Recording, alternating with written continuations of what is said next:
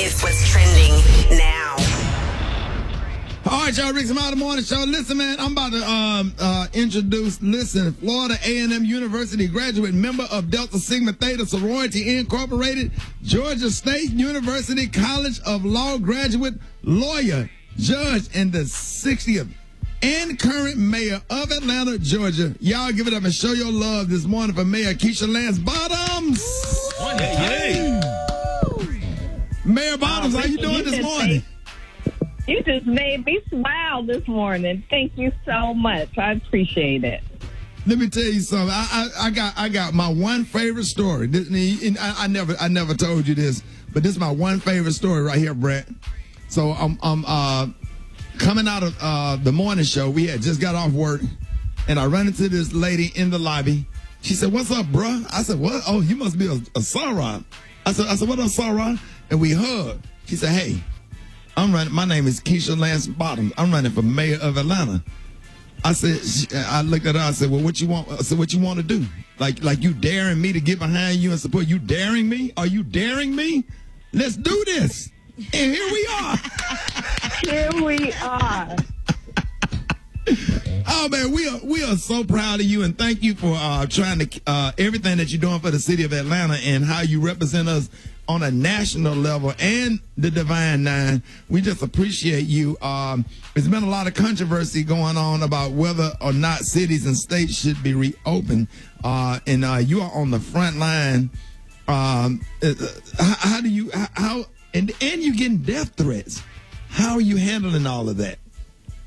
Well, I just always want to tell you how much I love you and appreciate you, because you are a man of your word. You told me anytime I needed a platform, anytime I had anything to say, that you were with me 100%. And even when the poll numbers weren't with me, you were still standing with me. That's why I loved you before, and I love you even more now. So thank you, I love you too. For having me this morning. Absolutely. You know, I love the poet Audre Lorde, and I have a mug at work, and it says, "Your silence will not protect you." And that's what I'm standing on right now in the midst of all of this craziness with us opening up the state. And I've said this so many times, and I honestly mean it. I want to be wrong about this. You know, it's not a lot of people, a lot of elected officials who want to be wrong. I want to be wrong, because if the governor is wrong, then we're going to be talking about how many more people have died. And it is, it's baffling me. I'm not a scientist. You said it. I'm a lawyer. I'm a whole bunch of other stuff, but I'm not a scientist. But when I hear the experts talk, when I look at Anthony Fauci on television, when I hear Sanjay Gupta on television, when I talk to Carlos Del Rio over at Emory University, and they're saying the only way that we're going to see the light of day is if we continue to distance ourselves from each other, then I believe them, because they are the experts. And it is infuriating to me that we are embarking upon this social and medical experiment that could be at the cost of our communities. You talk about barbershops and hair salons.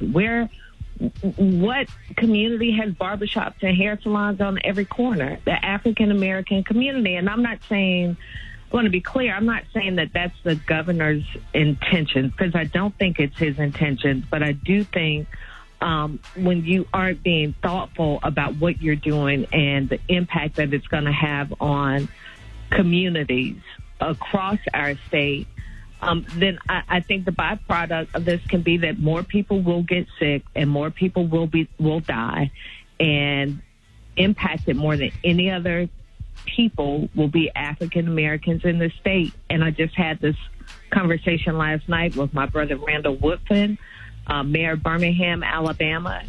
He's expressed to me his concerns that Alabama is headed in the same direction. And we know what it's going to mean, because just like in Georgia and Alabama, he's told me African-American communities are bearing the brunt of this virus. Right. Right. We're talking to Mayor Keisha Lance Bottoms, Mayor of Atlanta. We're going to be talking more with, can you stay a second? We'll go to break right quick and come back with you. Okay, we got Mayor Keisha Lance Bottoms. More up next. Rickey Smiley Morning. You got to do whatever you got to do to save money. So one of our biggest expenses can be our cars, especially when unexpected repair bills hit. Not anymore. So if you own a car, truck, or SUV made from $19.99 or higher, you can stop paying for car repairs. You might not have to pay a penny to have it repaired. So just dial Star Car on your mobile phone now to see if you qualify. Now, you must have an automobile made from $19.99 or higher, and all repairs for your engine, transmission, and much more can become a thing of the past. Dial Star Car on your mobile phone today and get your car protected before your next repair bill hits. Plus, free roadside assistance, free towing, free car rental, and free oil changes. Just dial Star Car on your mobile phone now to see if your car qualifies. That's Star Car. Never pay for car repairs again. Just dial Star Car on your mobile phone now. Restrictions may apply. Plans and cost for coverage may vary. Call Protect My Car for details. All right, y'all, 24 minutes after the hour, y'all. We on with one of our nation's mayors. We can call you one of our nation's mayors. Keisha Lance Bottoms, ladies and gentlemen. Yes. Yeah. Now, thank you for staying with us. Now, how are the hospitals doing currently in the city of Atlanta, dealing with this coronavirus? So, Ricky, our major hospital in the city is Grady Hospital. And what people have to realize, Grady is a major trauma center for Southeast United States. And so on a good day, Grady is still dealing with almost at capacity challenges some days because it's a major stroke center. It's a major trauma center. People will have diabetes and asthma and all the things that are prevalent in an urban community. So that being said, our hospitals are not at capacity right now, but in large part, that's because of the very aggressive actions that we took to shut down Atlanta. And many other cities in metropolitan Atlanta did the same thing. We also expanded. Piedmont Hospital has over 100 new beds online because we allowed construction to continue there. And we also have 200 beds from the state at the Georgia World Congress Center. But this is what I want people to understand. Essentially, what the governor's order is saying, if you go bowling and you get sick, we'll have a bed waiting for you. This is not where you want to be with this virus. The goal should not be simply because we have beds, then we should work to fill them up. I have a friend who has been sick since the second week in March. So we've seen the stories about people dying. We've seen the stories about people being sick. This is somebody who I talk to regularly. She said this is like nothing she's ever experienced in her life. She had to have oxygen tanks delivered to her house. And the only reason she continues to be tested is because her husband has underlying health conditions, and she has to make sure she's safe to be able to go and be around her husband. So they are repeatedly testing her. She is still testing positive, which means she can still shed this virus. So even this notion that it's going to be a 2-week sickness like the flu, this isn't the flu.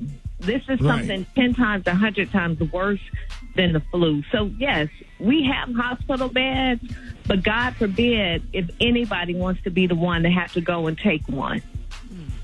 Right. Now, in your opinion, is Governor Kemp going with the herd immunity strategy? Can you explain what that is for the people that don't know? So what I've read and heard about herd immunity is that, there's a theory that if enough people get it, then your bodies begin to build up antibodies against it. I don't see where that has happened with this yet. And again, I'm not a public health expert. I don't know what the governor's strategy is. And I've talked about communities of color, because I know primarily your audience people are in communities of color, but I want to be clear, this is infecting people around the world. this is not just about black people. It's not about white people or Asian people. It's about everybody. And I don't know of any country. I know there's one country that is testing the idea of herd immunity, but I think it's too early to see what the results are there. But when I look at our numbers in Georgia, which I'm sure, the governor is looking at the same data I'm looking at, yesterday we had 24,225 people testing positive. That was up 24.8% from the week before. 994 deaths. That's up 28.2% from the week before. And so when I read about the governor's press conference yesterday, even his own public health expert said, no, our numbers aren't going down yet. She thinks that they will at some point. She's not going to get her nails done yet. And I just, Rickey, I'm empathetic to people who are struggling to put food on their table. That's real. People are worried about how they're going to pay their rent. That's real. But for those of us who just want to get out of the house because we're sick of being inside of the house, it's selfish. It is. It's not based on anything other than selfishness. If you're just going out to get your nails done because you're tired of looking at four walls, that's not how we're going to get to the other side of this. Absolutely. Wow. And it's tough. But we have to do what we got to do, and I think everybody is tired of being in the house. But I'd rather be in the house than to be in the hospital, because once you go in that hospital, Mayor Bottoms, you get dropped off at the ER. Ain't no coming in. Yeah. And that thing can be 50. Yeah, go ahead. So I have a question. Out of the businesses that were selected to open, why do you think nail salons, hair salons, tattoo parlors, movie theaters, and gyms were the ones that were selected? Because that makes it very hard to social distance. I don't know. I don't know. I don't know of any rational reason behind that. I can understand if you're opening up medical offices and places where people can separate themselves and where people are informed and have access to protective equipment. But for me to expect that my hairstylist can get the proper gloves and mask, and I'm fighting to get it for my sanitation workers as mayor, and I'm bidding on the open market, I think it is a stretched, and I think we're putting people in a bad position. So I don't know how the governor chose those businesses, other than saying he wanted to stimulate. I mean, he wanted people to be able to go back to work. So it's an economic consideration. But I think, again, we're trying to balance this against people's lives, and that's why I'm continuing to use my voice. And I don't know if you all have seen this great post from Bobby Huntley. I saw it on social media yesterday. It's a little mini short film telling people to stay at home. It's hilarious, but it's so serious. It just really highlights the risk that we're going to all put ourselves in if we get back out to business as usual right now. Right. Mayor Bottoms, have you, and I know you're getting tired of people asking you this question. I'm going to go ahead and ask it.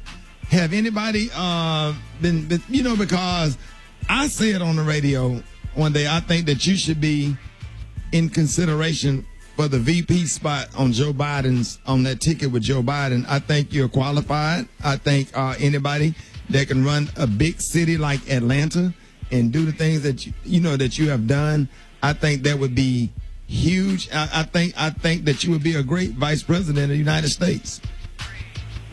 Well, Rickey, as my mother says, thank you for the rumor. I appreciate that. It is, it's honored to have my name mentioned. I don't know of an elected official who wouldn't be honored to have your name mentioned as being considered, but I've said repeatedly, I want Joe Biden to put on that ticket the person who's going to help him win.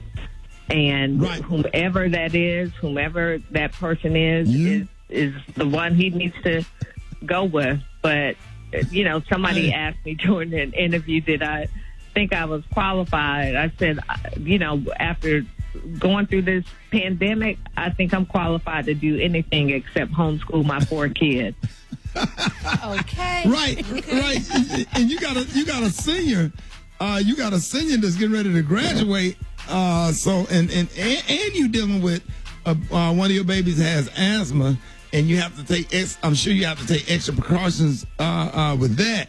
So you're dealing with a lot and running the city of Atlanta. So I'm definitely going to be talking you up for that VP spots. You know, we got to always look out for the homie, got to look out for the sorrows, you know, put you on that VP ticket. So I'm sure somebody called you and said, you know, Rickey Smiley hyping you up for Joe Biden put you on that ticket. I did hear that. So I just, you know, Ricky, people got to get out and vote. I mean, elections matter. And when you look at where we are as a country, this is the byproduct of 2016. And not saying that anybody caused this pandemic or could have stopped it, but certainly our response and our leader globally, being able to lead globally, I think we could be in a very different position than we are right now in the United States and across the world. Hey, I'm so excited that you came on. And you know you can always come on anytime, and I'm going to be hyping you up. And I'm going to call Simone and everybody else, make sure that you are in consideration for that VP spot. Yes.